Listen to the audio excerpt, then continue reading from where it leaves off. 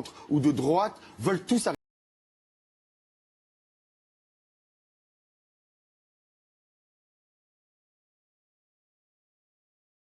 arriver à la paix. Le problème, c'est le moyen d'arriver. Vous savez, à Oslo, on nous a promis un houmous bientôt à Damas. Aujourd'hui, vous ne pouvez pas prendre, comme je vous ai dit tout à l'heure, un café dans le centre de Jérusalem sans pouvoir sauter. Est-ce que le peuple juif a le droit à un État ?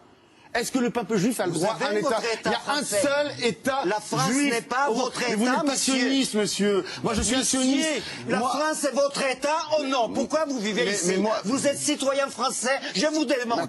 Vous savez, c'est monsieur, mais attendez. C'est votre État, la France? Je vous demande. Bien sûr, je suis né en France. Donc vous voulez deux États. Vous voulez que mon collègue. Vous savez jamais attendez. Mon collègue arabe ne voit pas. Français, la majorité vous voulez deux États. On vous entend pas parce que vous parlez tous les deux. La majorité français, les juifs français, nous sommes français. Mais nous aimons aussi Israël. Est-ce qu'on peut aimer son père et sa mère? Les Juifs sont français, sont attachés à la France comme à Israël, comme quelqu'un, et on dit est-ce que tu préfères ton père ou ta mère? On aime et Israël et la France. Il n'y a rien d'antinomique. Voilà. Et ce qu'on veut, mais le problème c'est qu'on rentre dans un débat qui n'est pas le débat. Monsieur représente, on va dire, un millième de la population israélienne. Ce monsieur vote pour le parti Hadash, qui est un parti qui veut détruire l'État d'Israël. C'est pas ça le vrai débat en Israël. J'aime l'Italie, je ne les considère pas mon État. Franchement, la France, c'est votre État ou non? La France, c'est l'État des Français. Vous exigez, oui, et vous êtes français. Israël est mon État, des Israéliens, arabes, juifs, c'est mon État, ce n'est pas votre État. Ce n'est pas votre État, monsieur. Pour conclure, Shlomo Sand, quoi qu'il arrive aujourd'hui et en fonction des alliances qui vont être passées, y a-t-il véritablement un risque que les Arabes israéliens, qui vivent là depuis la naissance de l'État d'Israël, un jour se retrouvent expulsés de l'État d'Israël, comme le demande Avigdor Lieberman? Israël n'a jamais fait. Israël non, mais je parle parce que Lieberman Israël, le demande. Le niveau de vie des Arabes israéliens, les gens ne le savent pas. Le niveau des Arabes israéliens est un des niveaux de vie de la population les plus hautes au monde. Vous savez qu'il y a même des soldats arabes, enfin des Druzes en l'occurrence, qui font dans l'armée, qui servent à l'armée, qui sont morts récemment encore dans les dernières guerres. Nous voulons vivre en paix avec les Arabes. Donc ils ne seront pas expulsés. Les Israéliens veulent vivre en paix avec les Arabes. Où est le problème? Est-ce que cet État ne peut pas avoir deux religions côte à côte? Mais c'est, hélas, le drame. C'est les extrémistes. Qu'est-ce que disent les gens du Hamas? Est-ce que vous avez lu la charte du Hamas? Oui, non, mais ça, on a fait déjà ce débat-là. Là, on parlait des élections israéliennes. Oui, non, mais le problème des élections israéliennes, aujourd'hui, les gens se rendent compte en Israël que quelles que soient les concessions qui ont été faites, et que quelles que soient les concessions qui sont faites, les gens en face veulent la destruction de l'État d'Israël. Israël a besoin de lui. Et nous, les Juifs de France, nous sommes très attachés à cet État d'Israël. Pas tous les Juifs de France.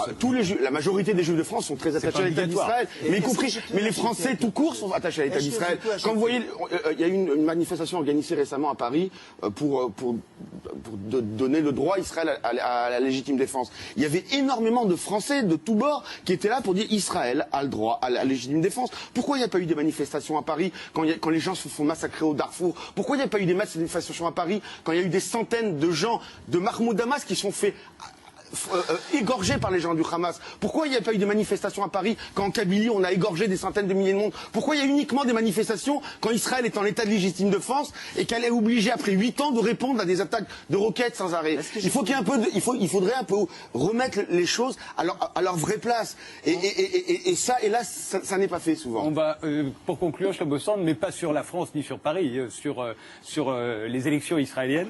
Aujourd'hui, la France ne m'intéresse pas tellement comme Israël. L'élection. Israël. Vous êtes très agressif. Donc répondez à ma question. Israël n'est pas une résidence secondaire pour moi. Je vis là-bas. Mais ça ne vous donne pas tous les droits. Il y a 7 millions d'Israéliens qui vivent là-bas qui ne pensent pas comme vous, monsieur. Lieberman. Premièrement, Israël a expulsé des Palestiniens. Vous savez, une partie des gens... Vous pensez qu'il y a véritablement un risque que les Palestiniens qui vivent en Israël depuis la création de l'État d'Israël se retrouvent demain dehors? Je crois que Lieberman a raison. Ça veut dire quoi? Il y a un processus authentique en Israël, que les gens arabes israéliens se sont plus en plus mal à l'aise à un État qui se définit un État juif et n'est pas leur État. C'est-à-dire que ce sera clair. Au Galilée, il y a une majorité des Arabes. Toutes les Galilées, c'est le nord de Tel Aviv, est peuplée par une majorité arabe israélienne.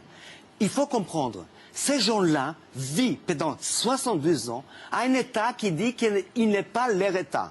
Vous pouvez imaginer, vous êtes, par exemple, un arabe israélien. Comment vous allez réagir? Vous voulez deux États palestiniens? Donc, les jeunesses... Vous voulez un État palestinien? Excusez-moi, non, je voudrais une république de ces citoyens qui ne regardent pas qui est juif, qui ne regardent pas qui est arabe, qui dit « Nous sommes une république des Israéliens ». Parce que c'est dangereux, ce processus, et Lieberman a senti, il est malin. Cette ex-videur, ancien videur de bars, de discothèques, propose une chose. Ils sentent que les Arabes israéliens vont se révolter. Parce que c'est insupportable. Vivre pendant 62 ans à un État qui vous dit « Je ne suis pas votre État. Je suis un État de M. Habib qui vit à Paris. » Vous savez, c'est tragique, c'est dangereux pour l'existence de l'État d'Israël. Aux Juifs de France, aux Juifs de la diaspora de supporter l'État d'Israël. Nous supportons l'État d'Israël. Parce qu'Israël est le seul État juif qui existe au monde. Mais les Juifs ne veulent pas vivre là-bas. Mais la majorité des Juifs ne veulent pas vivre à cet État. Habib ne veut pas vivre là-bas. Je vous arrête tous les deux, mais je suis sûr que vous allez continuer cette Habib ne veut pas vivre là-bas. En réalité, je pensais qu'on allait avoir un débat sur la politique Habib ne veut pas vivre. J'ai un débat avec quelqu'un qui est la minorité de la minorité, qui est contre l'État d'Israël, qui est bon. On a très bien compris vos différences. Je vous remercie d'avoir réussi à faire ce débat. Merci à tous les deux.